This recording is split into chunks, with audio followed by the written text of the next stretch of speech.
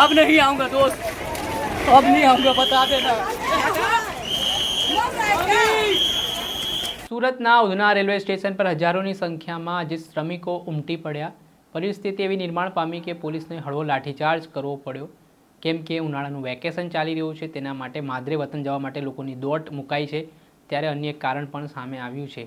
ત્યારે કઈ રીતના દ્રશ્ય છે તે સુરતના રેલવે સ્ટેશન પર સર્જાયા હતા, વિગતે વાત કરીએ। વૈષ્ણવજન તો તેને કહીએ જે પીડ પરાઈ જાનાને રે। નમસ્કાર દર્શક મિત્રો, નવજીવન ન્યૂઝમાં આપનું સ્વાગત છે। સુરત એટલે કે મિની ભારત। સમગ્ર ભારતમાંથી અલગ અલગ રાજ્યોમાંથી લોકો રોજગાર માટે સુરત શહેરમાં આવતા હોય છે। ટેક્સટાઇલ ઉદ્યોગ, ડાયમંડ ઉદ્યોગ સહિતના વેપાર સાથે શ્રમિકો સંકળાયેલા છે અને અહીંયા મજૂરી કરીને પોતાનું ગુજરાન ચલાવતા હોય છે। ત્યારે કોઈ પણ વાર તહેવાર હોય કે પછી એવી સ્થિતિ નિર્માણ થાય છે કે સુરતનો રેલવે સ્ટેશનમાં પગ મૂકવાની પણ જગ્યા જોવા મળતી નથી।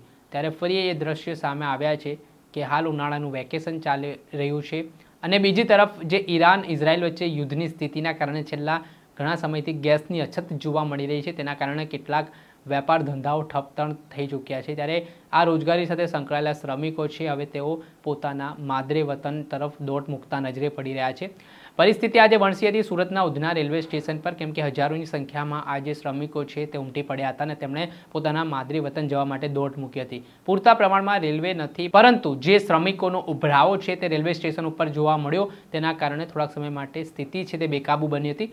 ઘટનાના પગલે રેલવે પ્રોટેક્શન ફોર્સના જવાનો છે તેઓ દ્વારા જે ટોળું છે તેને સમજાવવામાં આવ્યું, બેકાબૂ ન બનવા માટે અપીલ કરવામાં આવી ને તો પણ પબ્લિક ન સમજતા હળવો લાઠીચાર્જ પણ કરવામાં આવ્યો હોય તેવી સ્થિતિનું નિર્માણ થયું હતું। એ દ્રશ્ય સામે આવ્યા છે કે જ્યાં ઉધના રેલવે સ્ટેશન આપ દ્રશ્યમાં જોઈ શકો છો કે હજારોની સંખ્યામાં શ્રમિકો છે તે લાઇનોની કતારોમાં ઊભા જોવા મળ્યા છે, પોતાના વતન જવા માટે દોટ મૂકી છે।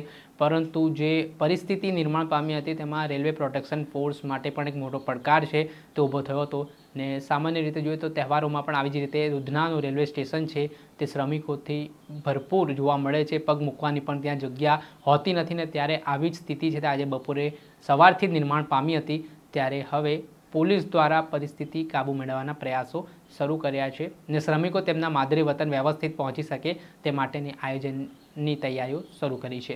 દર્શક મિત્રો, આવા જ વિડીયો જોવા માટે નવજીવન ન્યૂઝ જોતા રહો।